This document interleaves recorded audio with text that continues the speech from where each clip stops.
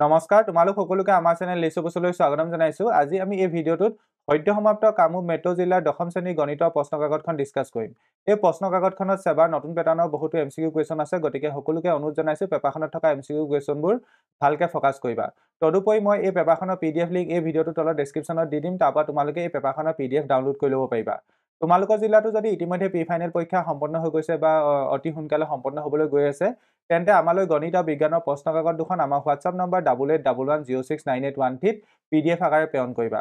তোমালোকে প্ৰেৰণ কৰা প্ৰশ্ন কাকতৰ আলমত মই এনেদৰে সলিউশন ভিডিঅ' বনাব পাৰিম। গতিকে আহাচোন আজি আমাৰ এই ভিডিঅ'টো আৰম্ভ কৰোঁ। এতিয়া প্ৰথম কুৱেশ্যনটোত কৈছে যদি -3m+1 ইনটু -3^5 ইকুৱেল টু -3^7 হয়, তেন্তে m ৰ মান কিমান হ'ব?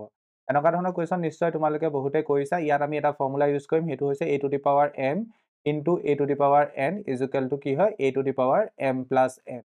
এই ফৰ্মুলাটো এতিয়া আমি ইয়াত ইউজ কৰিব লাগিব। ক'ত ইউজ কৰিম? আমি এই পজিশ্যনটোত সেই ফৰ্মুলাটো ইউজ কৰিম। এতিয়া যদি সেই ফৰ্মুলাটো ইউজ কৰোঁ, এইটো দেখিবলৈ কেনেকুৱা ধৰণৰ হ'ব? এইটো হ'ব -3 ওপৰত যিকেইটা পাৱাৰ আছে সেই পাৱাৰকেইটা এড হৈ যাব। পাৱাৰ কিমান আছে? m+1 আৰু 5। গতিকে m+1 + 5 হ'ব ইকুৱেল টু কি হ'ব? Equal to -3^7। এতিয়া ইয়াত চোৱা, এইফালেও -3 আছে, ইয়াতো -3 আছে। ইয়াত -3 ওপৰত পাৱাৰ কি আছে? m+1 + 5 আৰু ইয়াত কি আছে? 7 আছে। গতিকে এই পাৱাৰকেইটা ইকুৱেল হ'ব লাগিব। কেলে ইকুৱেল হ'ব লাগিব? কাৰণ ইয়াত ঘাতকেইটা সমান, মানে ইয়াত এই মানে ভূমিটো সমান। ইয়াতো -3 আছে, ইয়াতো -3 আছে। গতিকে ওপৰৰ সূচককেইটা কি হ'ব লাগিব? মাষ্ট বি ইকুৱেল হ'ব লাগিব। গতিকে we can say that m+1 + 5 equal to 7। This implies, এইটোক আমি লিখিব পাৰিম m+6, কাৰণ 1 + 5 কৰিলে 6 পাম, ইকুৱেল টু 7। ইয়াৰ পৰা m ৰ ভেলু কিমান ওলাব? m equal to 7 - 6। That means the value of m is m ৰ ভেলু কিমান? 1। গতিকে প্ৰথম কুৱেশ্যনটো কাৰেক্ট আনসাৰ কি হ'ব? Option A. প্ৰথম কুৱেশ্যনটো কাৰেক্ট আনসাৰ কি হ'ব? Option A. Option A correct. এতিয়া নেক্সট কুৱেশ্যনটোলৈ আগবাঢ়ো। 2 নম্বৰ কুৱেশ্যনটোত কৈছে অতি ক্ষুদ্ৰ বা অতি বৃহৎ সংখ্যাৰ প্ৰামাণিক ৰূপটো হ'ল k × 10⁻m, য'ত m এটা অখণ্ড সংখ্যা, তেন্তে k ৰ মান কি হ'ব? এই k মানটো তোমাৰ 1 আৰু 9 ভিতৰত হ'ব লাগে, ইনক্লুডিং 1 and 10। k ভেলু 1 হ'ব পাৰে, 2 হ'ব পাৰে, ঠিক একেদৰে 3, 4, 5, 6, 7, 8, 9 হ'ব পাৰে। গতিকে কাৰেক্ট ইণ্টাৰভেলটো কি হ'ব? অপশ্যন চিটো হ'ব। k ভেলু 1 হ'ব পাৰে বা 1তকৈ ডাঙৰ হ'ব লাগিব, বাট 10তকৈ মাষ্ট বি সৰু হ'ব লাগিব। গতিকে এই ছেকেণ্ড কুৱেশ্যনটো কাৰেক্ট আনসাৰ কি হ'ব? অপশ্যন। ছেকেণ্ড কুৱেশ্যনটো correct answer option C. Question number 3, ইয়াত কৈছে 43.123456789 সংখ্যাটোৰ বাবে শুদ্ধ উত্তৰটো বাছি উলিওৱা। অপশ্যন এত কৈছে পৰিমেয়, এই সংখ্যাটোৰ কথা কৈছে, এই সংখ্যাটো পৰিমেয় আৰু হৰটো 2n × 5m আহি বুলি কৈছে। অপশ্যন বিত কৈছে পৰিমেয় কিন্তু হৰটো 2n × 5m আহি নহয়। অপশ্যন চিত কৈছে অপৰিমেয় সংখ্যা। অপশ্যন ডিত কৈছে ABC এটাও নহয়। এতিয়া সংখ্যাটো ভালকে মন কৰাচোন, সংখ্যাটো কি হয়? সংখ্যাটো এনেকুৱা এটা সংখ্যা যাৰ দশমিক বিস্তৃতি পৰিসমাপ্ত। ইয়াত দশমিক বিস্তৃতিটো শেষ হৈ গৈছে। ইয়াত দশমিক বিস্তৃতি কি ওলাইছে? 1 2 3 4 5 6 7 8 9, 9ত শেষ হৈ গৈছে। আমি জানো যিবোৰ সংখ্যাৰ দশমিক বিস্তৃতি পৰিসমাপ্ত হয় সেই সংখ্যাবোৰ আমাৰ কি হয়? পৰিমেয় হয়। গতিকে আমি এটা কথা গম পালো, এইটো সংখ্যা কি? পৰিমেয়। এতিয়া তোমালোকে নিশ্চয় জানা পৰিমেয় সংখ্যাৰ দশমিক বিস্তৃতি হয়তো পৰিসমাপ্ত হ'ব, নহয়তো নিৰৱধি পৌনঃপুনিক হ'ব। এটা পৰিমেয় সংখ্যাৰ দশমিক বিস্তৃতি কি হ'ব? এটা পৰিমেয় সংখ্যা আছে, তাৰ দশমিক বিস্তৃতি কি হ'ব? হয়তো পৰিসমাপ্ত, নহয়তো নিৰৱধি পৌনঃপুনিক। কেতিয়া পৰিসমাপ্ত হ'ব? যেতিয়া তাৰ হৰটো 2n × 5m আহি হ'ব। যেতিয়া তাৰ হৰটো কি হ'ব? 2n × 5m আহি। ইয়াত যিহেতু এইটো এটা পৰিমেয় সংখ্যা, আমি গম পালো এইটো পৰিমেয় সংখ্যা কাৰণ ইয়াৰ দশমিক বিস্তৃতি পৰিসমাপ্ত। আৰু ইয়াৰ দশমিক বিস্তৃতি যিহেতু পৰিসমাপ্ত হৈছে, গতিকে ইয়াৰ হৰৰ মৌলিক উৎপাদকীকৰণটো কি হ'ব? 2n × 5m আহি হ'ব। গতিকে এই কুৱেশ্যনটো কাৰেক্ট অপশ্যন কি হ'ব? Option A. এই থাৰ্ড কুৱেশ্যনটো কাৰেক্ট আনসাৰ কি হ'ব? Option A correct. Next question number 4, ইয়াত কৈছে 288ৰ মৌলিক উৎপাদকীকৰণত 3 ৰ ঘাত কিমান হ'ব? এতিয়া 288ক আমি মৌলিক উৎপাদকীকৰণ কৰি চাব লাগিব। 288ক মৌলিক উৎপাদকীকৰণ কৰিলে তুমি কি পাবা? 288ক তুমি মৌলিক উৎপাদকীকৰণ কৰি চোৱা। 288ক প্ৰথম তুমি 2 দিব লাগিব, এগেইন তুমি 2 দিব লাগিব, এগেইন তুমি 2 দিব লাগিব, এগেইন তুমি 2 দিব লাগিব, এগেইন তুমি 2 দিব লাগিব, এগেইন 3 দিব লাগিব, 3 দুটা। 2 কেইটা আহিলে? 2 5টা আহিলে, গতিকে we can write 2 to the power 5। 3 কেইটা আহিলে? 3 দুটা আহিলে, গতিকে 3 স্কোৱাৰ। গতিকে 3 ৰ ঘাত সুধিছে, 3 ৰ ঘাত কিমান তেন্তে? 2। 3 ৰ ঘাত কিমান? 3 ৰ ঘাত 2। গতিকে এই কুৱেশ্যনটো কাৰেক্ট আনসাৰ কি হ'ব? Option D. আমাক সুধিছে 3 ৰ ঘাত কিমান, তেন্তে 2। নেক্সট কুৱেশ্যন নম্বৰ 5, দুটা সংখ্যাৰ অনুপাত হৈছে 15:11 যদি সিহঁতৰ গসাগু 13 হয় তেন্তে সংখ্যা দুটা কি হ'ব দুটা সংখ্যা দিয়া আছে সংখ্যাকেইটা আমাৰ অনুপাতটো দিয়া হৈছে সংখ্যাকেইটা 15:11 অনুপাতত থাকে আৰু সিহঁতৰ গসাগু আমাৰ 13 বুলি কৈছে আমি সংখ্যা দুটা বিচাৰিব লাগে এতিয়া যেহেতু সংখ্যাকেইটা অনুপাত দিয়া হৈছে 15:11 গতিকে আমি সংখ্যাকেইটা কি বুলি ধৰিব পাৰো এটা সংখ্যাক আমি 15k বুলি ধৰিব পাৰো আৰু আনটো সংখ্যাক 11k বুলি ধৰিব পাৰো কি বুলি ধৰিব পাৰো 15k এটা সংখ্যাক আমি 15k ধৰিব পাৰো আৰু আনটো সংখ্যা কি ধৰিব পাৰো 11k ঠিক আছে কাৰণ সংখ্যাকেইটাৰ অনুপাত দিয়া হৈছে ওকে এটা 15k হলে ইয়াক যদি আমি মৌলিক উৎপাদকীকৰণ কৰো কেনেকৈ লিখিব পাৰিম 15k হলে তোমাৰ 15 বা 15 কো তুমি লিখিব পাৰা 3 into 5 into k 11 জায়গাত কি লিখিম 11 to k এতিয়া এই সংখ্যাকেইটা যদি আমি গসাগু উলিয়াও এই সংখ্যাকেইটা আমি যদি গসাগু উলিয়াও গসাগু কি হ'ব গসাগু ইয়াত কি হ'ব k গসাগু কি হ'ব k হ'ব আৰু কোৱেশ্যনৰ মতে গসাগু কিমান বুলি কৈছে কোৱেশ্যনৰ মতে গসাগু 13 বুলি কৈছে কোৱেশ্যনৰ মতে গসাগু কিমান কৈছে 13 গতিকে ইয়াত আমি 13 লিখিব পাৰিম 13 = k that means আমি k ভ্যালু কিমান গম পালো k ভ্যালু গম পালো আমি 13 k ভ্যালু কিমান হ'ব 13 হ'ব যদি হে k ভ্যালু 13 হয় সংখ্যাকেইটা কি হ'ব এটা সংখ্যা কি হ'ব 15k 15 into 13 আৰু আনটো সংখ্যা কি হ'ব 11k that means 11 into 13 15 into 13 কৰিলে কিমান পাবা 15 into 13 কৰিলে তুমি 195 পাবা আৰু 11 into 13 কৰিলে তুমি 1 কৈছা 11 into 13 143 পাবা গতিকে এটা সংখ্যা হ'ব তোমাৰ 195 আনটো সংখ্যা হ'ব তোমাৰ 143 অপচন এ কাই হ'ব ন অপচন এ কাই কাৰণ এটা সংখ্যা আমি 195 পাইছো আনটো সংখ্যা 143 11 ৰ লগত 13 গুণ কৰিলে 3 11 ওকে 3 ঠিক আছে অপচন এ কাই নেক্সট কোৱেশ্যনটোলৈ আগবাঢ়ো কোৱেশ্যন নম্বৰ 6 ত কৈছে যদি আলফা আৰু বিটা দ্বিঘাত বহুপদ fx = px² - 2x + 3p ৰ শূন্য হয় আৰু alpha plus beta = alpha * beta হয় তেন্তে p মান কিমান হ'ব এতিয়া আমি জানো এটা যদি আমাক দ্বিঘাত বহুপদ দিয়া থাকে ax² + bx + c ঠিক আছে সেই দ্বিঘাত বহুপদটোৰ ক্ষেত্ৰত আমাৰ আলফা প্লাছ বিটা কিমান হয় আলফা প্লাছ বিটা আমাৰ কিমান হয় -b/a আৰু আলফা * বিটা কিমান হয় c/a এইকেইটা আমাৰ সমান বুলি কৈছে according to the question alpha plus beta is equal to alpha into beta বুলি কৈছে alpha plus beta জায়গাত আমি কি লিখিব পাৰিম তেন্তে -b/a আৰু alpha into beta জায়গাত কি লিখিব পাৰিম c/a গতিকে তলত a কেনসেল যাবগৈ ইয়াৰ পৰা আমি এটা এক্সপ্ৰেছন পাম -b = c -b = c এতিয়া এই কোৱেশ্যনটোত চোৱা এই কোৱেশ্যনটোত a ভ্যালু কিমান a কোৱাড্ৰেটিক পলিনমিয়েলৰ ক্ষেত্ৰত a ভ্যালু কিমান p b ভ্যালু কিমান b ভ্যালু -2 c ভ্যালু কিমান c ভ্যালু হৈছে 3p গতিকে ইয়াত হেমতে ভ্যালু বহোৱা ভ্যালু বহালে মাইনাস b ভ্যালু কিমান b value -2 equal to c value কিমান 3p গতিকে এটো পালো ইয়াৰ পৰা পাম কিমান পাম 2 ইকুৱেল টু গতিকে এটোক আমি এনেকৈ লিখিব পাৰো 3p equal to 2 that is the value of p is 2/3 আমাৰ অপচন কোনটো কাৰেক্ট হ'ব অপচন বি অপচন কোনটো correct option next question number 7 ইয়াত কৈছে যদি ax² + bx + c যত a cannot be 0 দ্বিঘাত বহুপদটো শূন্য দুটা সমান হয় তেন্তে ইয়াত কোনটো অপচন কাৰেক্ট হ'ব c আৰু b বিপৰীত চিহ্নযুক্ত হ'ব অপচন বি ত কৈছে c আৰু a বিপৰীত চিহ্নযুক্ত হ'ব c আৰু a বিপৰীত চিহ্নযুক্ত হ'ব অপচন সি ত কৈছে c আৰু a একে চিহ্নযুক্ত হ'ব অপচন ডি ত কৈছে c আৰু b একে ইয়াত যেহেতু দ্বিঘাত বহুপদটোৰ মূলকেইটা সমান বুলি কৈছে আমি জানো যে দ্বিঘাত বহুপদৰ মূলকেইটা সমান হ'ব হলে এই নিৰূপকটো 0 হ'ব লাগিব that means b² - 4ac = 0 ইয়াৰ পৰা এটোক আমি সিম্পলিফাই কৰি এনেকৈ লিখিব পাৰো নে b² = 4ac এতিয়া এটা কথা ভালকে মন কৰা এই লেফট হ্যান্ড সাইডৰ বস্তুটো অলৱেজ পজিটিভ হ'ব এই বস্তুটো কি হ'ব অলৱেজ পজিটিভ কাৰণ b² আছে b ভ্যালু যদি নেগেটিভো হয় যেহেতু স্কয়াৰ কৰি দিম আমি পজিটিভ পাম গতিকে এই লেফট হ্যান্ড সাইডৰ বস্তুটো কি হ'ব অলৱেজ পজিটিভ হ'ব গতিকে ইয়াত যেহেতু মাজত সমান চিন আছে কথাটো ভালকে বুজা গতিকে এই ৰাইট হ্যান্ড সাইডৰ বস্তুটো কি হ'ব লাগিব অলৱেজ পজিটিভ হ'ব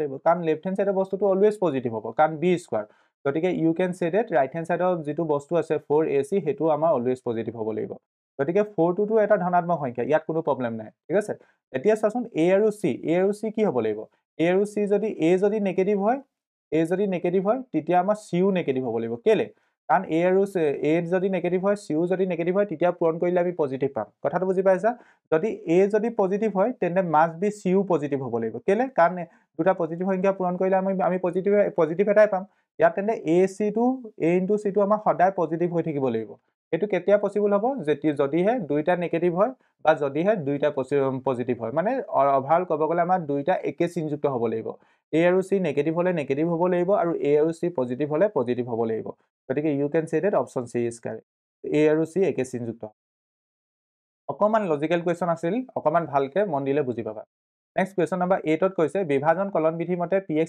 কাৰ লগত সমান হ'ব এটা জানা px gx qx rx option D লগত নেক্সট কোৱেশ্চন নম্বৰ 9 ত কৈছে x² + 7x + 10 দ্বিঘাত বহুপদটো শূন্যবোৰ কি হ'ব এটো আমি সমাধান কৰিব লাগিব হেৰি মতে উৎপাদক বিশ্লেষণ কৰিব লাগিব তো আমি x² + 7 ৰ জায়গাত কি লিখিব পাৰো 7 ৰ জায়গাত 2 + 5 কাৰণ 2 আৰু 5 মাল্টিপ্লাই কৰিলে আমি 10 পাম মই উৎপাদকীকৰণ নিহিকাম আৰু উৎপাদকীকৰণ জানা বুলি ধৰি লৈছো এটো হ'ব x² + 2x + 5x + 10 প্ৰথম কিটা পৰা x কমন ললো x + 2 পালো next কিটা পৰা 5 কমন ললো + 2 গতিকে এটা উৎপাদক পাম আমি x + 2 আনটো উৎপাদক পাম আমি x + 5 গতিকে এটা শূন্য কি হ'ব x + 2 = 0 আনটো শূন্য কি হ'ব x + 5 that means এটা শূন্য হ'ব -2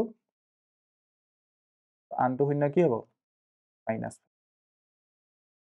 অপশন কোনটো হ'ব অপশন সি নেক্সট ইয়াত কৈছে x = 2 আৰু y = -3 অদ্বিতীয় সমাধানযুক্ত এযোৰ ৰৈখিক সমীকৰণ হ'ব মানে x = 2 আৰু y = -3 তলৰ কোনযোৰ ৰৈখিক সমীকৰণৰ সমাধান হ'ব তুমি হেতু ক'ব লাগে ইয়াত তুমি বহাইছা x = 2 আৰু y = -3 ভ্যালু সমীকৰণবোৰত বহাইছা বা প্ৰত্যেকযোৰ সমীকৰণ সমাধানো কৰিব পাৰা যেনেকৈ কৰা তোমাৰ কথা বাট আই থিংক তুমি ভ্যালুবোৰ বহালে আনসাৰটো পটককৈ পাব পাৰিবা মই অপশন এ ক্ষেত্ৰত এটো কথা কনসিডাৰ কৰো ইয়াত কি দিয়া আছে x + y = -1 এই সমীকৰণটো সিদ্ধ হ'বনে নহয় প্ৰথম আমি হেতু চাম x ৰ জায়গাত কিমান বহাম 2 y ৰ জায়গাত কিমান বহাম -3 গতিকে এটো কিমান হ'ব 2 -3 হৈ গ'ল -1 গতিকে ৰাইট হ্যান্ড সাইডৰ লগত সমান হৈছে গতিকে আমি ক'ব পাৰো 2 আৰু -3 এ আমাৰ x + y = -1 সমীকৰণটো সিদ্ধ কৰিছে এতিয়া দ্বিতীয় সমীকৰণটো লোৱা 2x - 3y = -5 ইয়াত x ৰ জায়গাত কিমান বহাম 2 আৰু y ৰ জায়গাত কিমান বহাম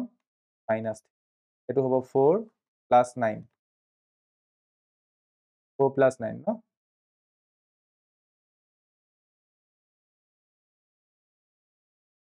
x ৰ জায়গাত 2 y ৰ জায়গাত -3 4 + 9 = কিমান হ'ব 13 সিদ্ধ হৈছে জানো না হোৱা কাৰণ এফালে ৰাইট হ্যান্ড সাইডে -5 আছিলে গতিকে আমি দেখিলো এই x = 2 আৰু y = -3 এ আমাৰ এই 1 নম্বৰ সমীকৰণটো সিদ্ধ কৰিলে বা 2 নম্বৰ সমীকৰণটো সিদ্ধ কৰা নাই গতিকে অপশন এ হ'ব নোৱাৰে ঠিক একেটা আমি যদি অপশন বি ক্ষেত্ৰত যদি বস্তুখিনি কনসিডাৰ কৰো একে ধৰণে ক্যালকুলেট কৰি চোৱা অকমান মই ফাস্ট কৰিম প্ৰথম সমীকৰণটো ক্ষেত্ৰত সিদ্ধ কৰিবলৈ চেষ্টা কৰিম 2 * 2 + 5 * -3 এটো হ'ব 4 - 15 4 - 15 কৰিলে -11 পাম ওকে প্ৰথম সমীকৰণটো সিদ্ধ হৈছে দ্বিতীয় সমীকৰণটো কি হ'ব 4 * x ৰ জায়গাত 2 লিখা +11 10 * y জায়গাত -3 এটো হৈ গ'ল 8 - 30 8 - 30 কৰিলে -24 পাম -22 পাম ঠিক আছে ইয়াত -26 দিয়া আছে ইয়াত কিমান দিয়া আছে -26 গতিকে ক'ব পাৰা দ্বিতীয় অপশনটো আমাৰ নহব কাৰণ প্ৰথম সমীকৰণটো সিদ্ধ হ'ল দ্বিতীয় সমীকৰণটো সিদ্ধ নহল এতিয়া অপশন সি ক্ষেত্ৰত কৰা অপশন সি ক্ষেত্ৰত আমাৰ কি দিয়া হৈছে 2x - y = 1 2 * x ৰ জায়গাত 2 বহালো y জায়গাত -3 গতিকে এটো হ'ব 4 + 3 = 7 পাব লাগে ইয়াত আমাৰ দিয়া আছে 1 গতিকে ক'ব পাৰা ইয়াত আমাৰ এই সমীকৰণটোৱে সিদ্ধ নহয় গতিকে অপশন সি হ'ব নোৱাৰে মাষ্ট বি অপশন ডি হ'বই হলো তোমালোকক দেখাই দিছো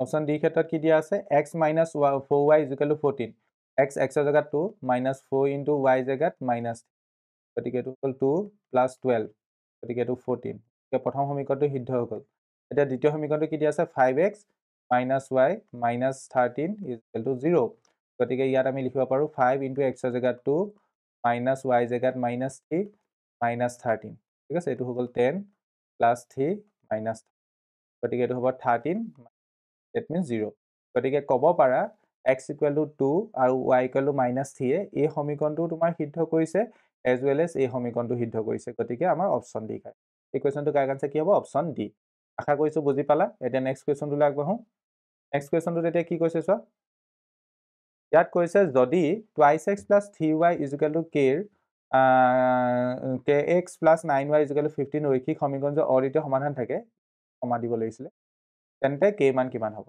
অদ্বিতীয় সমাধান থাকিলে আমাৰ কণ্ডিশ্যন কি হ'ব a1 by a2 is not equal to b1 by a1 ৰ ভেলু কিমান a1 ৰ ভেলু হ'ব 2 a2 ভেলু কিমান a2 value k is not equal to b1 ৰ ভেলু কিমান 3 আৰু b2 ভেলু 9 গতিকে এটোক যদি সিম্পলিফাই কৰা 3k is not equal to 18 পাবা that means k is not equal to 18 by 3 গতিকে you can say that k is not equal to 6 option D correct so correct option D next question number 12 ইয়াত কৈছে x equal to 0 আৰু x equal to 5 সমীকৰণ যোৰ সমাধান হ'ব option A অদ্বিতীয় সমাধান অপচন B অসীম সংখ্যক সমাধান অপচন C কোনো সমাধান নাই অপচন D দুটা সমাধান এতিয়া এই কৰিবৰ কাৰণে তুমি একদম সিম্পল কাম এটা কৰিব পাৰা এই যিকিটা সমীকৰণ দিছে সেই সমীকৰণকিটাক আঁকি চোৱা এতিয়া x equal to 0 মানে কি x equal to 0 মানে y অক্ষ কাৰণ আমি জানো y অক্ষ সমীকৰণ হৈছে x equal to 0 x equal to 0 সমীকৰণতে কি বুজাব আমাৰ y অক্ষ বুজাব y অক্ষডাল বুজাব এই y অক্ষডাল x equal to 0 সমীকৰণতে কি বুজাব আমাৰ y অক্ষডাল এই কথাটো সকলোৱে গম পায় এতিয়া x equal to 5 মানে কি এনেকুৱাডাল হৰলেখা যিডাল হৰলেখা y অক্ষ সমান্তৰাল হ'ব আৰু অক্ষত 5,0 বিন্দুত কাটিব y অক্ষ সমান্তৰাল হ'ল আৰু x অক্ষত কিমান বিন্দুত কাটিব 5,0 নিশ্চয় তোমালোকে লেখ থাকিব জানাই এই হৰলেখাডালৰ সমীকৰণ কিমান হ'ব x equal to 5 গতিকে হৰলেখা কিডাল কি হৈছে প্যাৰেলাল হৈছে এডাল হৰলেখা এডাল হৰলেখা এডাল দুডাল হৰলেখা যদি সমান্তৰাল হয় হিহঁতৰ সমাধান থাকে জানো নাথাকে যেহেতু ইয়াত হৰলেখা কিডাল সমান্তৰাল হৈছে x equal to 0 আৰু x equal to 5 সমীকৰণ কিটাই বুজোৱা হৰলেখা কিডাল যেহেতু সমান্তৰাল হৈছে গতিকে আমি ক'ব পাৰিম ইহঁতৰ কোনো সমাধান নাই গতিকে অপচন ঠিক আছে হ'ব কোৱেশ্চন নম্বৰ 13 আমাক ইয়াত এটা সমীকৰণ দিয়া হৈছে সমীকৰণটোৰ মূল দুটা উলিয়াব লাগে ইয়াত সমীকৰণটো কি দিয়া হৈছে x square minus twice x minus m into m plus 2 is equal to এতিয়া উৎপাদীকৰণ পদ্ধতি মতে কৰিব পাৰা কেনে কৰিব পাৰা x স্কয়াৰ minus 2 জায়গাত তুমি এটা কাম কৰিব পাৰা 2 জায়গাত তুমি লিখিব পাৰা m plus 2 minus m এটা m আৰু m plus 2 এইকেইটা পূৰণ কৰি পেলাই আমি এই টাৰ্মটো পাইছো আৰু m plus 2 পৰা যদি m সাবট্ৰেক্ট কৰো তেন্তে মাজত দুইটো পাম নাই পাম বাকিটো সেম থাকিল ইয়াত m কটাকটি যাবগৈ অভাল 2 এ পাম কথাটো বুজি পাইছা এতিয়া এটো হৈ গল x স্কয়াৰ এতিয়া প্ৰথম এটো লগত x মাল্টিপ্লাই কৰা m plus 2 x minus plus হৈ যাব m into x উৎপাদীকৰণ কৰিছো minus m whole into m equal to 0 প্ৰথম কিটাৰ পৰা x কমন আহিব x কমন ললে তোমাৰ থাকিব x minus m plus 2 আৰু দ্বিতীয় কিটাৰ পৰা m কমন আহিব m কমন ললে থাকিব x minus m plus 2 উৎপাদক কিটা কি পালা এটা হল x plus m আনটো হল তোমাৰ x minus plus 2 is equal to ইয়াৰ পৰা তুমি মূল কি পাবা x is equal to minus m পাবা ইয়াৰ পৰা তুমি মূল কি পাবা x is equal to m plus মূল কিটা কি হ'ব এটা minus m আনটো m plus 2 গতিকে option C correct option C question number 14 ইয়াত কৈছে তোমাৰ যদি ax square plus twice x plus a is equal to 0 সমীকৰণৰ মূল দুটা সমান হয় তেন্তে তোমাৰ অপচন কোনটো কাৰেক্ট হ'ব আমি এটা কন্ডিশন জানো b স্কয়াৰ minus 4ac যদি ইকুৱেল টু 0 হয় তেন্তে মূল কিটা সমান হয় তে b ভ্যালু কিমান এই সমীকৰণটোত b ভ্যালু কিমান 2 b জায়গা 2 বহালো কত স্কয়াৰ আহিব minus 4 into a ভ্যালু কিমান a ভ্যালু a আৰু c ভ্যালু কিমান c value a equal to 0 গতিকে it can be written as 4 minus 4a square is গতিকে এটোক আমি লিখিব পাৰো 4 is equal to 4a গতিকে 4 মানে এটোক আমি এনেকৈ লিখিব পাৰো 4a square equal to 4 next স্টেপত কি লিখিব পাৰিম a square is equal to 4/4 মানে 1 হ'ব a square যদি 1 হয় তেন্তে আমি a ভ্যালু কি পাম ইয়াৰ a ভ্যালু দুটা পাম প্লাস মাইনাস a ভ্যালু কি হ'ব plus minus next question number 15 question number কিমান হ'ব এতিয়া 15 হ'ব কোৱেশ্চন নম্বৰ 15 ত এতিয়া কি কৈছে চোৱা কোৱেশ্চন নম্বৰ 15 ত তোমাক কৈছে বেসিক্যালি দুটা কুলম দিছে কুলম কিটা মিলাব দ্বিঘাত সমীকৰণ twice x square minus 7x minus 5 equal to 0 মূল কিটা আলফা আৰু বিটা হলে স্তম্ভ 1 আৰু স্তম্ভ 2 মিলোৱা এতিয়া সমীকৰণটো কি দিয়া হৈছে twice x square minus 7x minus 5 equal ইয়াৰ ক্ষেত্ৰত যদি আমি a ভেলু কনচিডাৰ কৰোঁ a ভেলু 2 পাম b ভেলু কনচিডাৰ কৰিলে b ভেলু মাইনাছ 7 পাম c ভেলু কনচিডাৰ মাইনাছ আমি যদি আলফা প্লাছ বিটা উলিয়াওঁ কিমান হ'ব কাৰণ ইয়াত alpha plus beta alpha into beta আৰু 1 by alpha plus 1 by beta value উলিয়াওঁ আলফা প্লাছ বিটা কি হ'ব মাইনাছ b বাই ভেলু কিমান হ'ব minus b value minus 7 divided by a value 7 alpha plus beta value কিমান হ'ব 7 বাই 2 7 বাই 2 মানে কিমান 7ক যদি 2 হৰণ কৰোঁ 3 পইণ্ট গতিকে তুমি ক'ব পাৰা এইটো কাৰ লগত মিলিব একটো কাৰ লগত মিলিব আৰু লগত মিলিব একেদৰে নেক্সট এতিয়া আমি আলফা ইনটু বিটা উলিয়াম আলফা ইনটু বিটা কি হ'ব c বাই কিমান হ'ব c মানে মাইনাছ 5 a ভেলু কিমান মাইনাছ 5 বাই 2 কৰিলে মাইনাছ 2.5 পাম we can say that alpha into beta value হ'ব minus 2.5 গতিকে 2 নম্বৰটো p লগত মিলিব ইয়াত এনে ওলাই আছে 3 নম্বৰটো কাৰ লগত মিলিব q লগত সেইটো আৰু ক্যালকুলেট নকৰিলেও হয় বা তোমালোকে ইচ্ছা কৰিলে কৰিব পাৰা কেনেকৈ ক্যালকুলেট কৰিবা মই কৈ দিছো 1 by alpha plus 1 by beta এটো তুমি লিখিব পাৰিবা তলত এলচিএম ললে আলফা ইনটু বিটা হ'ব ওপৰত আলফা প্লাছ বিটা এটা ভ্যালু বহাই দিবা ভ্যালু বহালে এটো ওপৰত আহিব 7 বাই 2 তলত আহিবা মাইনাছ 5 বাই 2 কটাকটি কৰিলে মাইনাছ 7 এটো সিম্পলিফাই কৰিলে তুমি মাইনাছ 1.4 গতিকে ইউ ক্যান সে ডেট এক নম্বৰটো আৰ লগত মিলিছে এক নম্বৰটো আৰ লগত মিলিছে দুই নম্বৰটো পি লগত মিলিছে এক নম্বৰটো আৰ লগত মিলিছে দুই নম্বৰটো পি লগত মিলিছে তিন নম্বৰটো কিউ লগত মিলিছে you can say that option D next question number 16 যদি এটা এপি সাধাৰণ অন্ত ডি ইকুৱেল টু 3 হয় তেন্তে a5 মাইনাছ a7 ৰ মান কিমান আমি কাৰ ভ্যালু উলিয়াব লাগে a5 মাইনাছ a7 a5 ৰ জায়গাত আমি কি লিখিব পাৰো a plus 4d minus a7 ৰ জায়গাত কি লিখিব পাৰো a plus 6d তো তেন্তে সিম্পলিফাই কৰিলে কি হ'ব ব্ৰেকেট ভাঙিছো a plus 4d minus a minus 6 a মমাকৰ ঘৰলৈ গ'ল এতিয়া থাকিলে 4d minus 6 এটো হ'ব minus twice d d value দিয়া আছে বহাই দিয়া minus 2 into d ভ্যালু কিমান d ভ্যালু হ'ল 3 এটো হ'ব minus okay next question number 17 ইয়াত কৈছে প্ৰথম এশটা স্বাভাৱিক সংখ্যাৰ যোগফল হ'ল প্ৰথম এশটা প্ৰথম স্টাৰ্টিং কি হ'ব 1 2 3 তেনেকে এশটা স্বাভাৱিক সংখ্যা আমি যোগফল উলিয়াব লাগে ইয়াত a কিমান হ'ব a1 b কিমান হ'ব d1 হ'ব কাৰণ এক এককে আগবাঢ়িছে n ৰ ভ্যালু কিমান হ'ব 100 হ'ব কাৰণ প্ৰথম এশটা উলিয়াব গৈছে গতিকে you have to find sn কি হ'ব n/2 whole bracket twice a plus n minus 1 into d এই ভ্যালু বহুৱা n ৰ জায়গাত 100 আহিব 100/2 whole bracket 2 into n ৰ value a value 1 plus n ৰ জায়গাত 100 minus 1 কৰিলে 99 into d ভ্যালু গতিকে এটো কিমান পাবা 50 পাবা প্ৰথমটো নেক্সটটো পাবা এটো 2 plus 99 এটো হ'ব 101 তো 50 আৰু 101 পূৰণ কৰা 101 এটো 505 আনসাৰটো পাম 5050 ঠিক আছে অপচন কোনটা হ'ব অপচন এ নেক্সট কোৱেশ্চন নম্বৰ 18 ইয়াতো তালিকা মিলাব লাগে তালিকা 1ত দিয়া এপি বোৰক তালিকা 2ত দিয়া সাধাৰণ অন্তৰৰ সৈতে মিলোৱা এতিয়া প্ৰথম a to ap ক্ষেত্ৰত সাধাৰণ অন্ত কিমান সাধাৰণ অন্ত উলিয়াব হলে কেনেকৈ উলিয়াবা d 2.0 minus 1.8 ভাল সাধাৰণ অন্ত কিমান হ'ব 0.2 গতিকে এক নম্বৰটো কাৰ লগত মিলিব r ৰ লগত এক নম্বৰটো r লগত মিলিব যেতিয়া অপচন c আৰু d হ'বই নোৱাৰে এটা সেকেন্ডটো ক্ষেত্ৰত আমি যদি সাধাৰণ অন্ত উলিয়া কি হ'ব d -4 minus 0 that means সাধাৰণ অন্ত হ'ব -4 গতিকে সেকেন্ডটো আমাৰ কাৰ লগত মিলিব p লগত গতিকে সেকেন্ডটো যেহেতু p লগত মিলছে অপচন a হ'বই নোৱাৰে অপচন b কাই তো গাইক অপচন b কাই থাৰ্ডটো চেক নকৰিলো হ'ল আমি গমেই পাই গলো অপচন b কাই হ'ব Question number 19 triangle ABC ৰ ক্ষেত্ৰত AB আৰু AC ওপৰত ক্ৰমে E আৰু F দুটা বিন্দু তলত কোনটো ক্ষেত্ৰত EF সমান্তৰাল BC হ'ব EF সমান্তৰাল BC হ'ব হলে থেলছ অপবাদ্যটো সিদ্ধ কৰিব লাগিব এটা ট্ৰায়াঙ্গল দিছে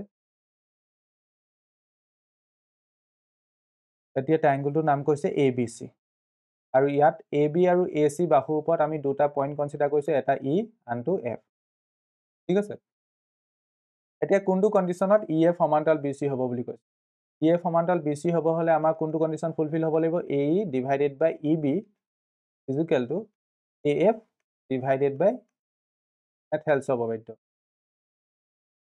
কোড স্যাটিসফাই হৈছে এটো চোৱাচোন ভালে হ'ব অপচন এ ক্ষেত্ৰত কি হ'ব অপশ্যন এ ক্ষেত্ৰত আমি যদি এইটো উলিয়াওঁ AE by EB হ'ব 3.9 divided by 3 that means এইটো হ'ব 1.3 নেক্সটটো AF by FC 3.6 divided by 2.4 ওপৰটো হ'ল 36 তলটো হ'ল 24 6 কাটিলে 6 গুণ 36 6 গুণ 6 6 গুণ 6 6 গুণ 24 এতিয়া again 2 কাটিলো হলো 3/2 3/2 মানে 1.5 গতিকে এইটো পাইছা AE by EB পালা 1.3 আৰু AF by FC পালা তুমি 1.5 হ'ব নহয় গতিকে অপশ্যন এ তোমাৰ নহয় এতিয়া অপশ্যন ক্ষেত্ৰত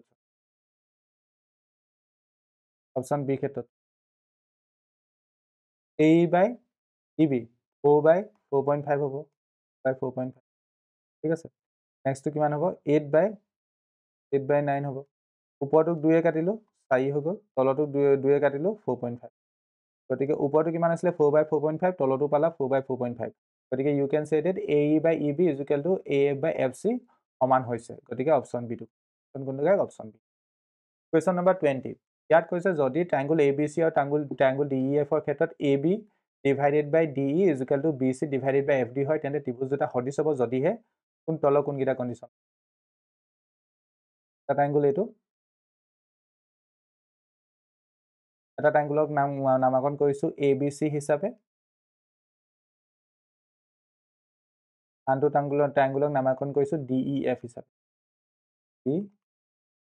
ইয়াত এতিয়া কৈছে AB divided by DE AB মানে এডাল divided by DE মানে এডাল ফিজিক্যালি কি বুলি কৈছে BC মানে এডাল divided by FD মানে এডাল এতিয়া এইকিটা সদিশ হ'ব হলে হিহতৰ মাজৰ কোনকিটা বাহুবৰ মাজৰ কোনকিটা সমান হ'ব লাগিব এতিয়া ইয়াত আমি এডাল বাহু কনসিডাৰ কৰিছো এটো বস্তু ক্ষেত্ৰত এডাল বাহু কনসিডাৰ কৰিছো হিহতৰ মাজৰ কোন কি এংগল বি গতিকে এংগল বি লগত এফালে ইয়াত আমি এডাল বাহু কনসিডাৰ কৰিছো আৰু এডাল বাহু কনসিডাৰ কৰিছো হিহতৰ মাজৰ কোনটো কোন কি এংগল ডি গতিকে এংগল বি লগত এংগল অপশ্যন কোনটো কাৰেক্ট অপশ্যন বি ঠিক আছে নেক্সট কুৱেশ্যনটোলৈ আগবাঢ়ো 20 নম্বৰ কুৱেশ্যন ইয়াত কৈছে যদি A is equal to 10, -6 আৰু B is equal to K, 4 বিন্দু সংযোগী ৰেখাখণ্ডৰ মধ্যবিন্দু স্থানাংক A, B হয় আৰু A minus twice B is equal to 18 হয় তেন্তে K মান কিমান হ'ব কৈছো ইমান টান নহয় অকমান ক্যালকুলেটিভ হয়